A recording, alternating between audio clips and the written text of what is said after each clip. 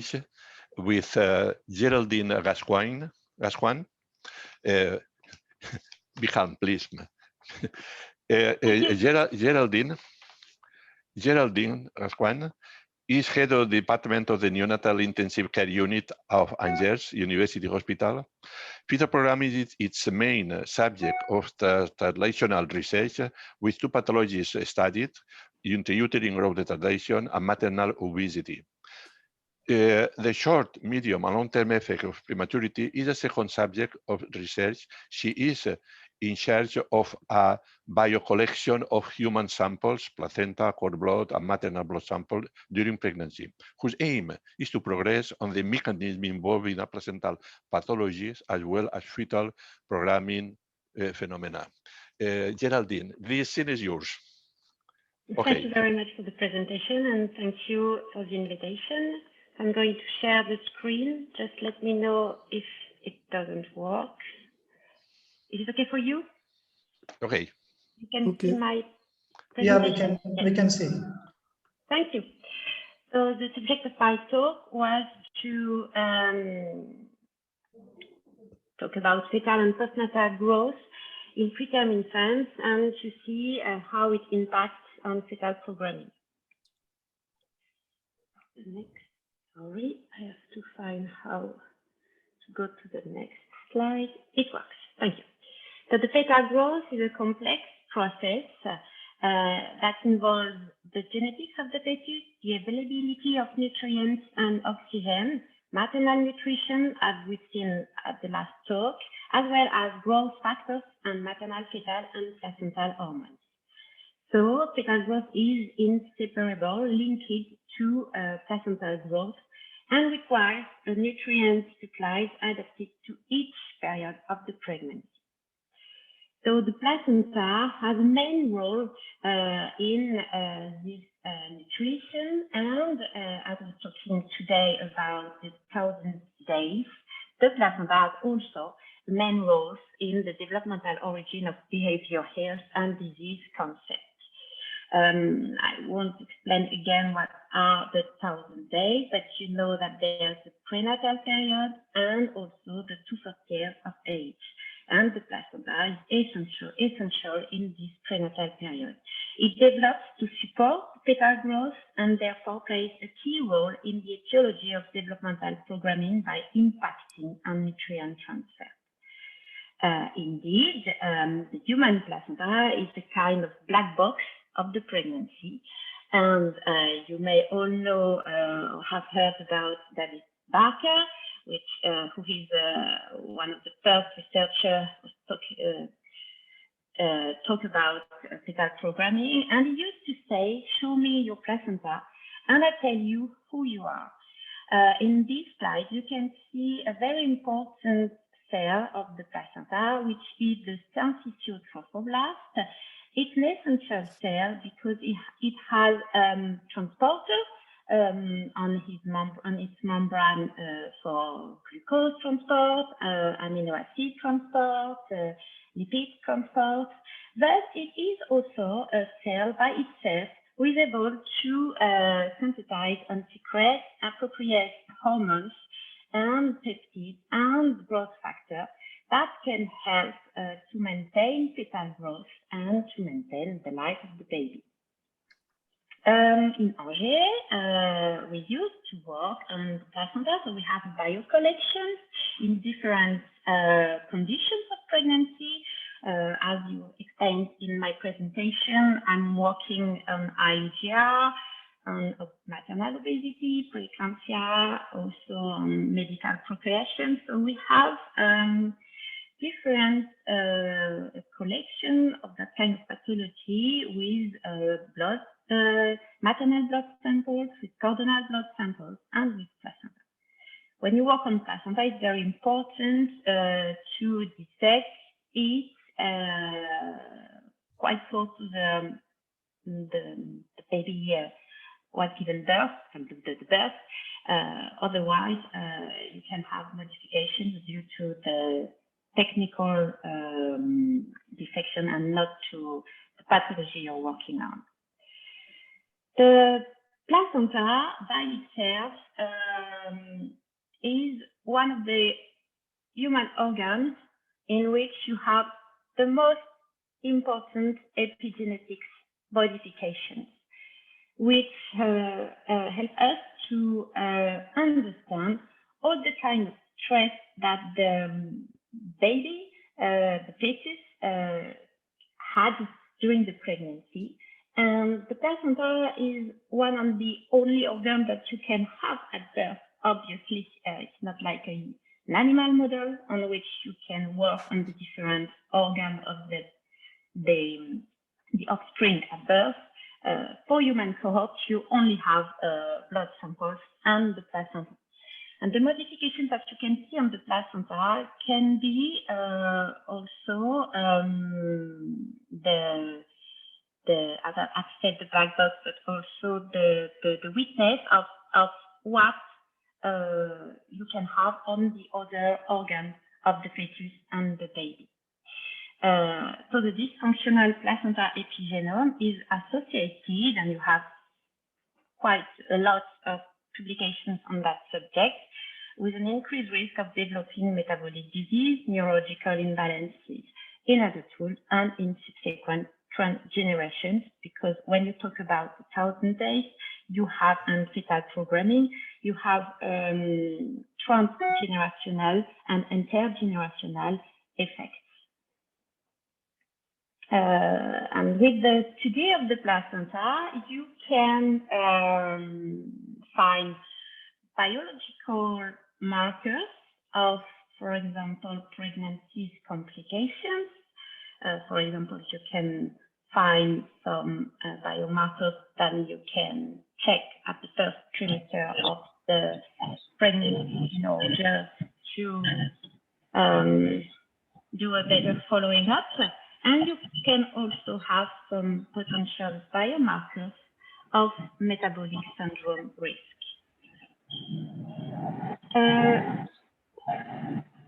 I don't know if it's still okay. Yes, I can hear some sounds.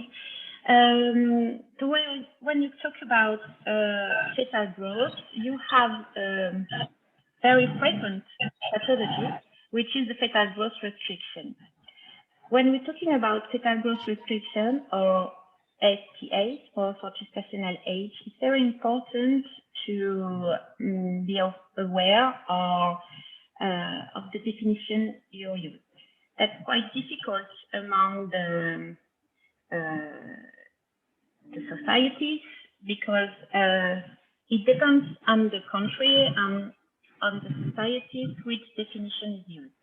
In France, we had definitions through the CNGOF, which is the Gynaecobstetric French Society, and small for gestational age baby is a static definition. It's defined by the weight, in utero estimated fetal weight or birth weight, and it's a weight below the 10th percentile according to the growth chart that you use. The severe STA is STA below the 3rd percentile. Fetal growth restriction, or intrauterine growth restriction, is a dynamic definition. Usually it corresponds with the SGA, but not always, and it's above all associated to an abnormal growth. It can be with or without abnormal uterine or umbilical Doppler. So it's an arrest of the growth or a shift in its rate, and so it has to be measured almost and at least with 2 measurements separated with at least 3 weeks. More rarely, you can have inadequate growth, fetal growth restriction, or an intrauterine growth restriction without a STA. As the STA is only defined by the percentile, you can have a fetal growth restriction without STA at birth. So this is this slide figure to understand the definition. You have an intrauterine prenatal definition with fetal growth curve. For example, this one is an example of STA because you have 2 points with the estimation of the fetal birth, which are below the 10th percentile. This one is an example for IUGR or STR because you have 2 points of estimated fetal birth, weight, sorry. And you can see there's a shift from the 15th percentile to the, let's say, 12th percentile. But in this case, you have IUGR without STA. And this is the example of an IUGR plus STA. At birth, the definition depends on the medical obstetric record. If you have no information about the obstetric record, you don't know at birth if, for example, with this point, this baby has an history, fetal history of IUGR or not. You just know that it's an STA baby.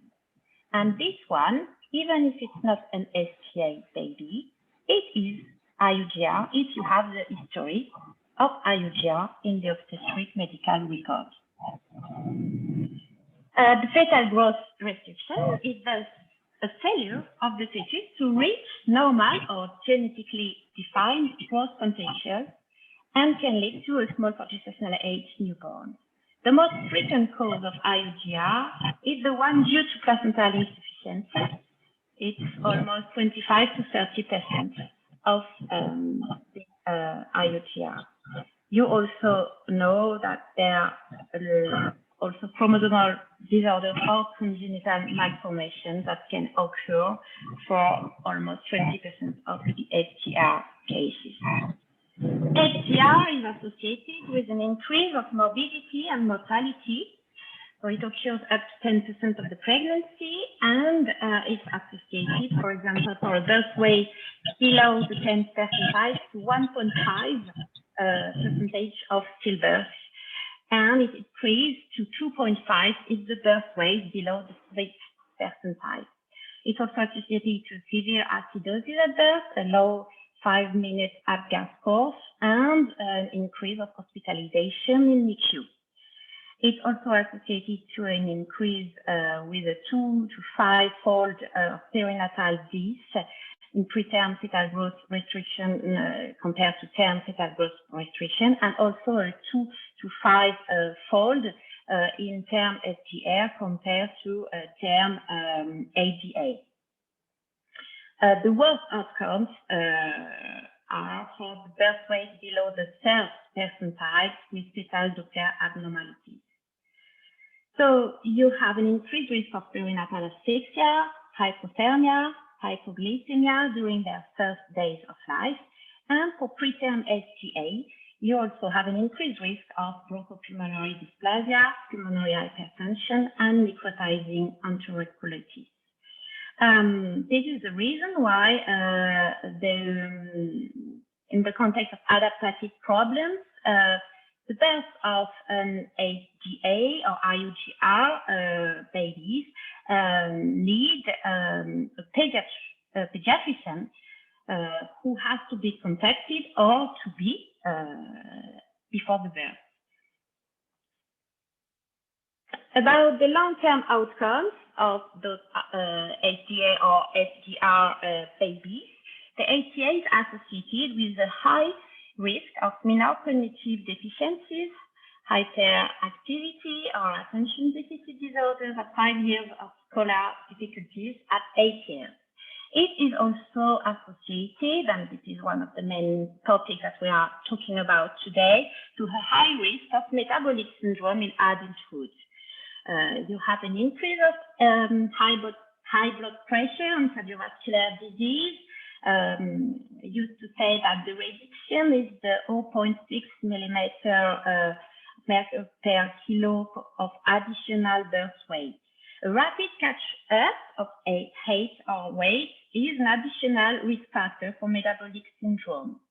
The prematurity by itself is also associated with an increased blood pressure, and that independently. And you have also a 2.5-fold increase of glucose intolerance, diabetes, dyslipidemia, or obesity between HTA and AHTA babies. Most of the AHTA babies will catch up at 6 months of age for weight and at 12 months of age for height. Adults born HTA have a good quality of life and normal professional insertion. And as I told you few slides before, few cohorts studies and more animal studies suggest potential cross-generational and intergenerational effects. This is an example of study. It's a meta-analysis of 28 randomized controlled trials performed on term baby. You have HTA and LTA baby, and you can see that there's decrease, significant but very low decrease of neurodevelopmental score to 0.32 SD. This one is about our French national cohort of preterm follow-up. This is the Equipage 1 study, and it's quite interesting to see that you have cognitive deficiency and school difficulties at 5 and 8 years of age. But what is important to this slide is not only the percentile by itself which define this risk, but you also have, it's an example of the dynamic effect of the IUGR or SGR.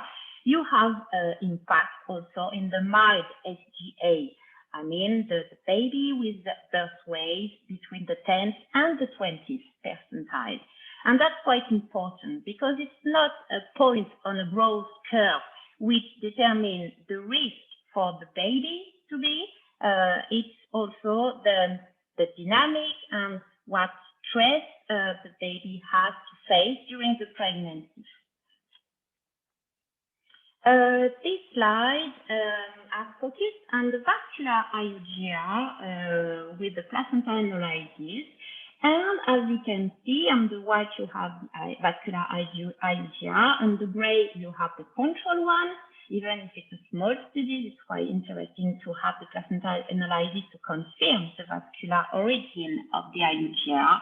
And you have an increased risk of memory problems, learning problems, low creativity, language difficulties. So we can see again that it's quite cognitive problems and learning problems. About the metabolic syndrome and the Barker hypothesis, I've shown you this very known slide about the beginning of the idea of fetal programming. It was an observation that David Barker made this UK map of the UK. On this one, you can see the infant mortality rate per 1,000 births in England and Wales during the beginning of the 1991, 1910.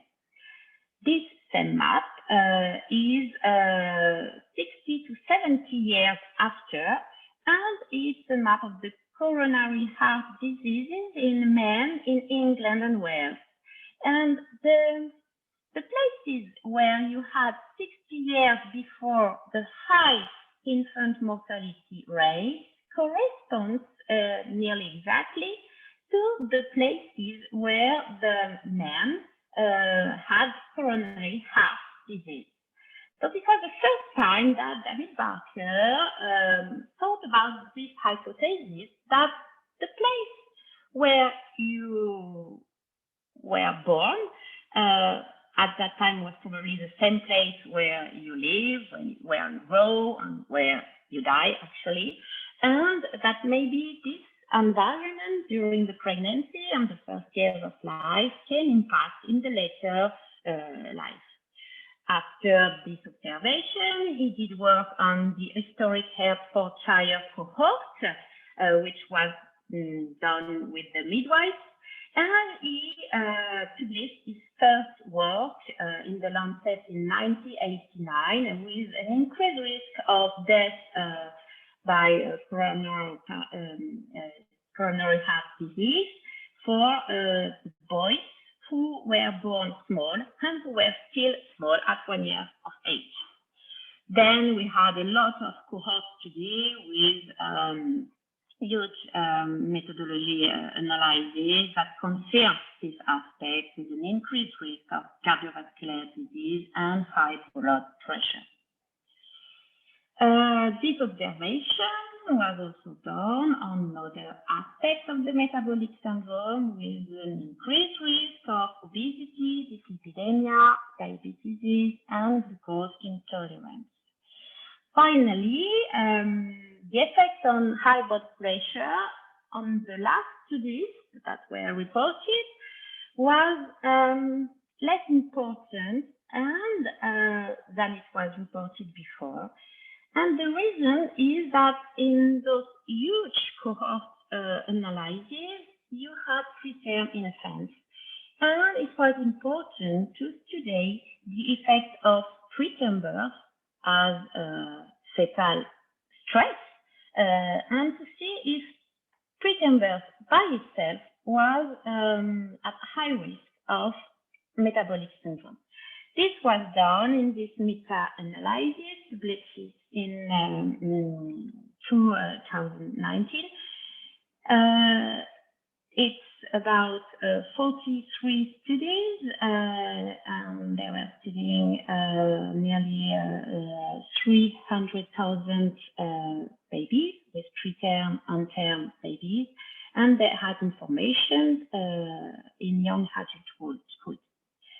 On this first slide, you can see that prematurity by itself increased the systolic blood pressure and also increased the diastolic blood pressure. The effect was more important in women than in men. So you have a sexual dimorphism effect.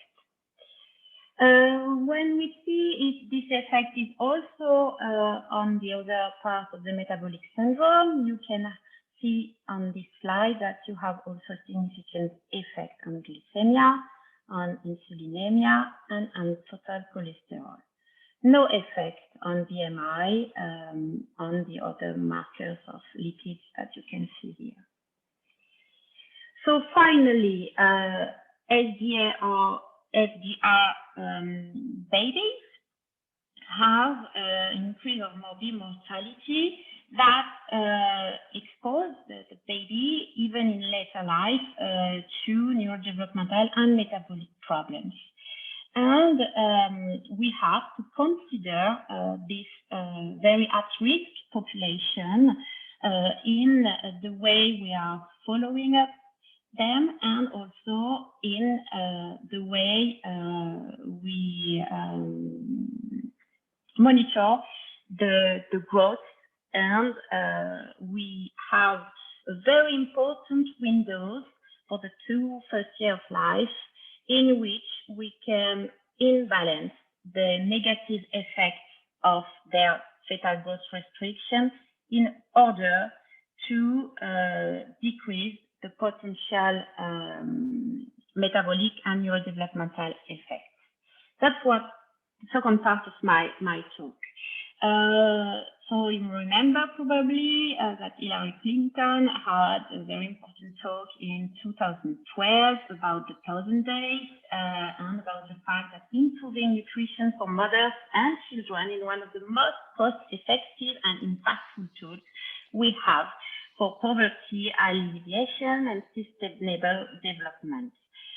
15 to 20% of all births worldwide are low birth weight, represent more than 20 million births a year.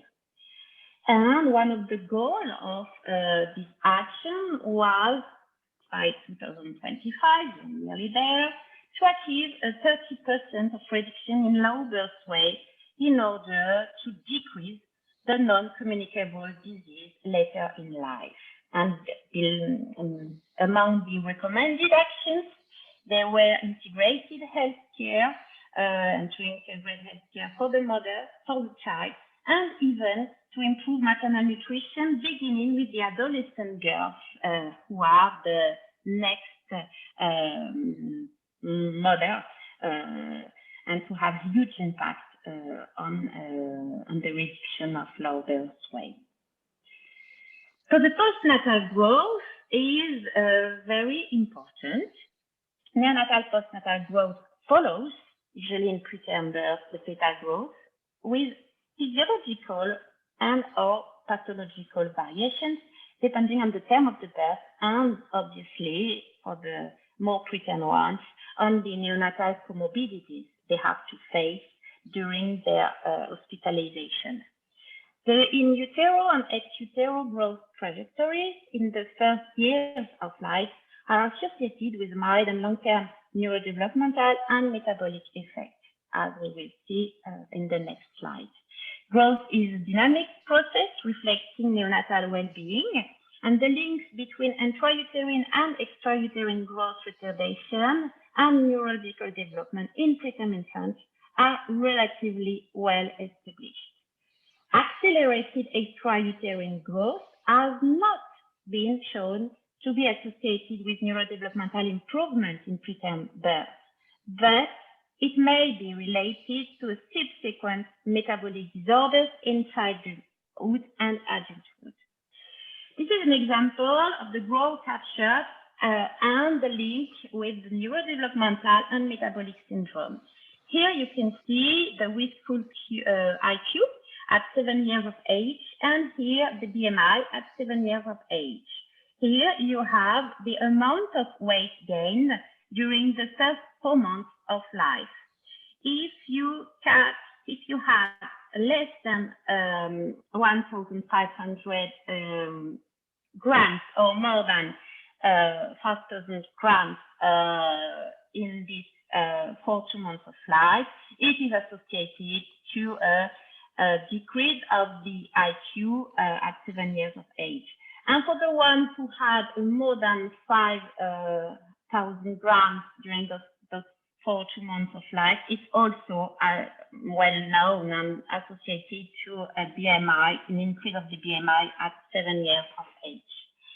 You have also other studies who report increased blood pressure at, for example, 10 years of age or 25 years of age in the HGA, preterm or term, who have a rapid catch-up of growth.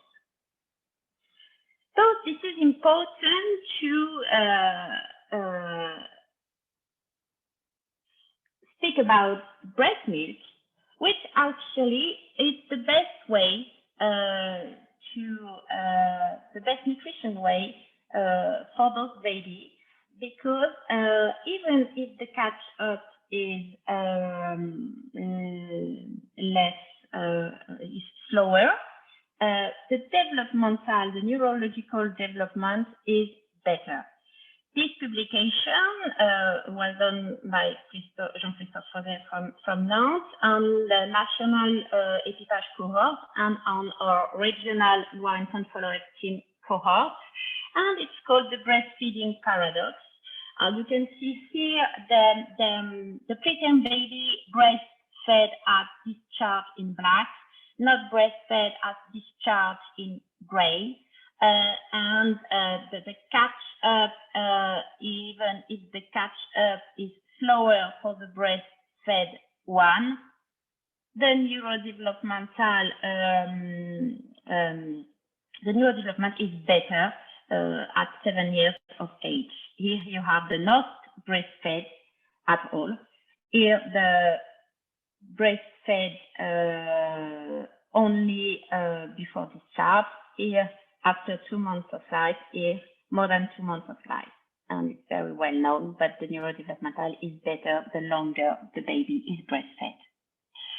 This one is another study published by Isabelle Gelek in Journal of Pediatrics in 2017. It's again the EPIPAGE national cohort. And the question was about the postnatal growth catch-up between the first 6 months of life and the neurodevelopment at 5 to 8 years. Here you have the baby born AGA, adapted for gestational age. Here the one born STA. Here the information about the weight gain during the first 15 days of life, during the first 30 days of life. Here some of the comorbidities during hospitalization, so neonatal comorbidities. Here you have the one who have during those 6 first months of life had followed the curve. Follow the curve, it means that if they were born, for example, at the 50th percentile, they are still at the 50th percentile 6 months after. Here you have the AGA baby with catch down. It means that they are the switch during with the percentile of birth. For example, they were born at the 50 percentile, and at 6 months they are 25 percentiles. And here is the catch up. So they have switched that increase in terms of percentile. Here you have the HTA babies with the one who had followed the curve for the first 6 months of life, and with the one who had catch up. Here, with the same column and classification, you have the neurodevelopmental follow-up at 5 years and 8 years of life. You can see several things here. First of all, the one who had catch down at 6 months of life were the one who had catch down during the first 15 days of life. That means that the nutritional interventions in those first 2 weeks of life are essential for the growth catch-up or catch-down that you can see at 6 months of life. The second important thing is that in the AGA baby, the one who had catch-down had neurodevelopmental impairments, as for example here, cerebral palsy at 5 years of age. So the extrauterine growth restriction by itself, even if the baby was born AGA, have impacts on neurodevelopmental outcome. Another important thing is about the catch-up. So the baby born STA who catch up during those first 6 months of life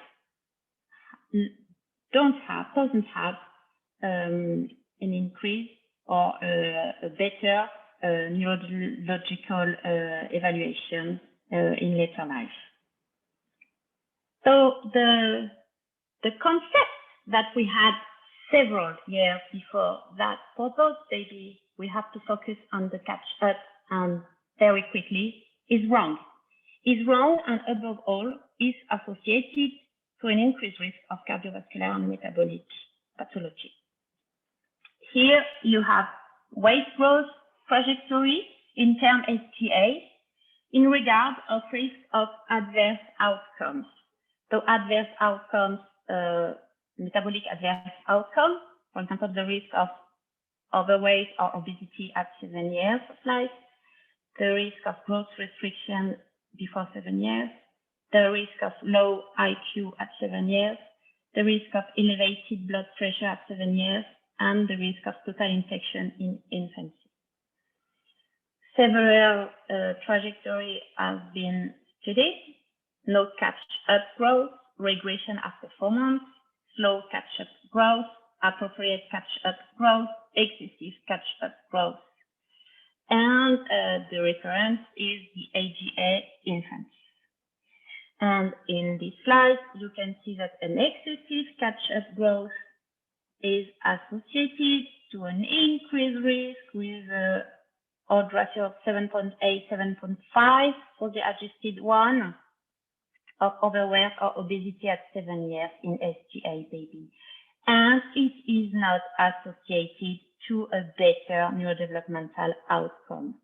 It is also associated to a risk of high blood pressure. For the slow catch-up growth or the no catch-up growth or the regression after 4 months of the growth, it is associated to obviously a risk of growth restriction before 7 years, but also a risk of neurodevelopmental impairments. So intrauterine growth restriction and extrauterine growth restriction are at risk. Excessive catch-up growth for the HTA baby is not associated to a better neurodevelopment, but is associated to increase of metabolic syndrome. So as the fetal growth is not linear, the simple measurement, because how can we manage this postnatal growth? The simple measurement of the weight reported in grams per kilo per day is not sufficient to assess the neonatal growth. It's more important to deal with the variations in weight Z-scores to have a better follow-up of the postnatal growth. The body mass index does not appear to be relevant for those newborns. And the head circumference monitoring is a complementary component of the growth monitoring in preterm birth and is quite important for the neurodevelopmental outcome. Sorry, there's a problem with the color of the slide. This is a study that we've done in our regional cohort, our infant follow-up team. Which is quite interesting because we studied the effects of growth catch-up or catch-down, the effects of growth, but not on birth weight, but on cerebral head circumference. So here you can see the risk of neurological impairment at 2 years of age according to the Z-score of the birth head circumference. So if you have a Z-score of birth head circumference below 0, or -1, -2, -3, it increases the risk of the odds ratio of risk to have a non-optimal neurodevelopmental assessment at 2 years of age. Here you have the Z-score of head circumference growth. So to have this value, it's the difference between the Z-score of head circumference at discharge minus the head score circumference at birth. So if it's negative, obviously it's because you have an extrauterine growth restriction. So extrauterine growth restriction by itself is also associated to neurological assessment at 2 years, a non-optimal neurological assessment. And here you have the synergic effect of both the fetal growth of the head circumference with the head circumference at birth and the postnatal growth of the head circumference with the Z-score of head circumference growth between the birth and discharge. And you can see that it's not just an additional effect, it is a synergic effect. So which growth chart should we use to better assess the growth of those very at-risk preterm babies? So that's a big question, actually. I'm not sure that I have the solution today, but I will give you some way. What is important to know is that you have several kinds of growth charts. You have intrauterine growth charts, which are estimated this way, or biometrics of the femur, the abdominal perimeter, or the cerebral perimeter, sorry. You have neonatal growth curves. So neonatal growth curve are the postnatal one. So you have the measure of the birth weight, the height weight, the birth height, and the cerebral head measurements. And you also have customized growth curves, which take also into account the context of the birth, I mean usually the context of the mother. According to the population used to make those growth charts, you can have descriptive growth chart or prescriptive growth chart. The descriptive one is use a reference population, and it describes the growth of a reference population. That's the example for example, Oedipus is a descriptive growth chart with the French population. Francen, it's a meta-analysis of descriptive growth charts, which includes Olsen and other cohorts, national cohorts of descriptive curves. And you have prescriptive growth charts. In those growth charts, they try to select the population, the lower risk population with the best conditions during the pregnancy, I mean nutritional conditions above all. And it tries to give the ideal growth. And this is the one used, for example, with intergrowth 21st or the WHO growth chart. Another thing important to consider when you're using or choosing a growth chart is if it's an exact week growth chart or complete week growth chart. For example, the Francen one is a complete weeks. I mean, all the babies between the 24 weeks of life plus 0 days plus 1 day up to plus 6 days are included. How can we choose between a fetal or a neonatal growth curve? Maybe if all the people connected today are pediatricians, they will say neonatal growth curve because it's exactly the weight, the height, and the cerebral measurement, and not an estimated one. But for obstetrician and for statistician, it's not that obvious. They consider that the estimated fetal weight curves are dynamic one, longitudinal one. They are growth curves made in population with exact weeks, and they consider that it's closer to the reality. The neonatal growth curve is a static one, but it has also exact measurements. It's not an estimation of the measurements, but it's complete weeks and not exact weeks. And it also has some methodological calculus to make the Z-score correspondence. So what is important when we choose a growth chart is to understand what are our objectives. As obstetricians, the objectives are not the same as the neonatologist. For instance, obstetrician, he has to know if the fetal growth is correct, if the fetus is well-being, if the pregnancy can continue. He has to decide when is the best time to extract, to give birth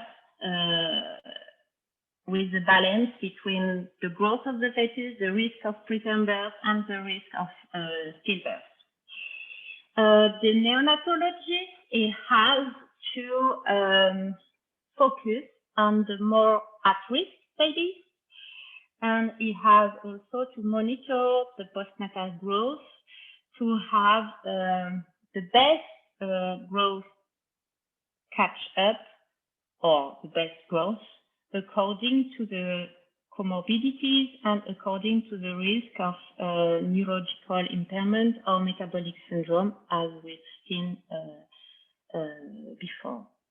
And the statistician, the one who published, it just did that we do all the same things because it's difficult for him to have a classification of IUDR or SGA before birth and to have another one after birth. Even if we try to explain that the most important thing is to select the more at risk babies and not to classify them the same way before and after the birth, for them, for studies, they just need to speak the same language. So when I say that, what is the solution? For now, it's not quite evident. We are still working with the College of Gyneco-Obstetrician to give recommendations, and it's not that easy, and I will not be able to give you the results today. What we know is that the Francen growth curve, the one actually in 2013, which is a meta-analysis of growth chart for preterm birth infants, is the best at now. For now, it's the best today for preterm birth, because it is the one that includes the more important preterm babies, because they have more than 500 preterm babies born before 30 weeks of gestational age. And it has also it is also projected at term on the whole growth curve. This is the one that we use in my unit, and I think this is the one that is used mostly in France in different NICU. More and more people are talking about intergrowth 21st because it has huge potential. It's a prescriptive growth curve, so it selects the population with the good growth. But the problem to use it in neonates in the NICU is that those curves have a very small amount of preterm birth. As you can see here, only 28 before 34 weeks of gestation and only 12 between 27 and 32 weeks of gestation. And we have also another problem that for preterm babies, we have no information about the nutrition strategies during hospitalization. Maybe it's interesting about all for term babies, but you have to share in the same maternity kind of growth chart for the preterm babies and another one for the term babies. And I'm not sure that for everyday life it's easy to have two different growth charts. So how can we do to optimize the extrauterine growth to imbalance this fetal programming risk? Actually, it's a challenge for everyday for neonatologists, because the neonatal comorbidities and the cumulative nutritional deficit induced make it difficult to establish the optimal individualized extrauterine growth. As we've seen, accelerated extrauterine growth is not associated with an improved neurological prognosis, but is associated to a subsequent metabolic disorders.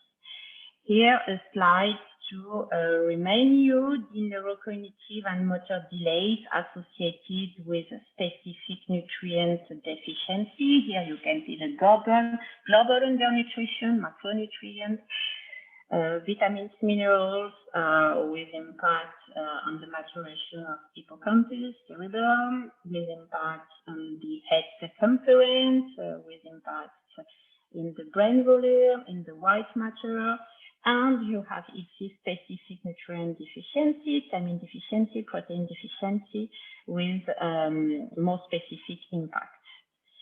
So we have three important steps in the unit, in the management of preterm babies to avoid extrauterine growth restrictions. We have the first 2 weeks of life, the one very important that I've shown you before, in which we have an early aggressive nutrition, mostly parenteral one, because for the preterm babies below 1.5 kilo of birth weight, we have to do parenteral nutrition with a central catheter. We have a second part with preterm formula or with fortification of human milk. And we have a third part, the post-discharge one, nutrition. I think it's going to be discussed in the next topic. So to summarize, we have this prenatal period with huge stress in terms of fetal growth. The first one is the fetal growth restriction, but you have also other contexts, which is preterm birth, with maternal obesity, with other stress also in the way in the medical procreation way, you know, that it induces high risk of placental pathology, so also high risk of IUGR. And we have postnatal period with potentially extrauterine growth restriction in the more preterm babies and in the more severe one with high morbid mortality. And we have the effects in later life. So why do we have this increase of metabolic syndrome? This is due to the thrifty phenotype. You may have heard about this concept. The fetus, in reaction to combined environmental stresses, for example, insufficient placental perfusion, nutrient restriction, hormonal disturbance, exposure to environmental toxins, as we've seen in last talks, this fetus adopts a thrifty phenotype with fetal reprogramming of key tissues like brain, muscle, kidney, pancreas, adipose tissues, in order to maintain its growth and to maintain its survival. This phenotype, after birth, is no more suitable for the postnatal environment, for our industrial postnatal environment. Thus, it promotes the development of glucose intolerance, insulin resistance, type 2 diabetes, and high blood pressure and obesity. Here, it can describe the kind of effect that you can see in animal model studies, of course, because for human studies, you can only have the placenta. You can have a decrease in the captation of glucose in adipose tissue, an increase of the liquid storage, a decrease in the beta cells, a decrease in the secretion of the insulin in pancreas, a decrease of nephrogenases in the kidney, effects also on the brain, on the resistance of leptin. So all these modifications that you can see on animal models due to environmental stress during pregnancy build this thrifty phenotype. And after birth, we can obviously understand that with a normal nutritional environment, it will increase the risk of metabolic diseases. So the 1,000 days have not only a window of susceptibility, but also a window of opportunity.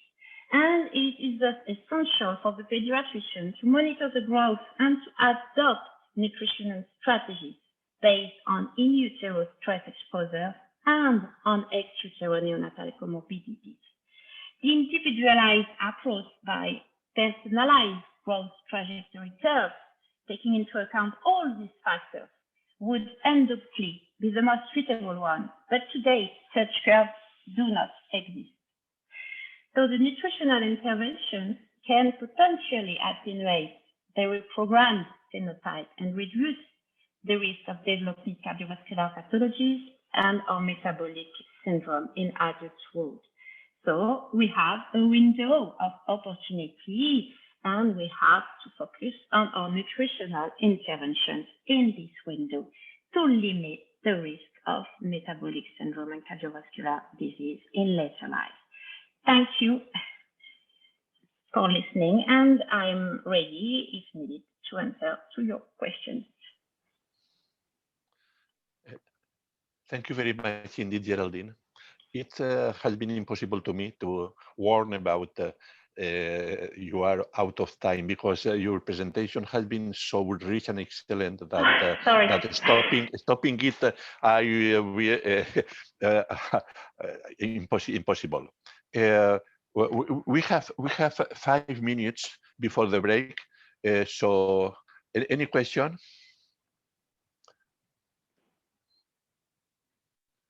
I hope you will have time to eat. I repeat my congratulations, but for another topic. I am very glad your activity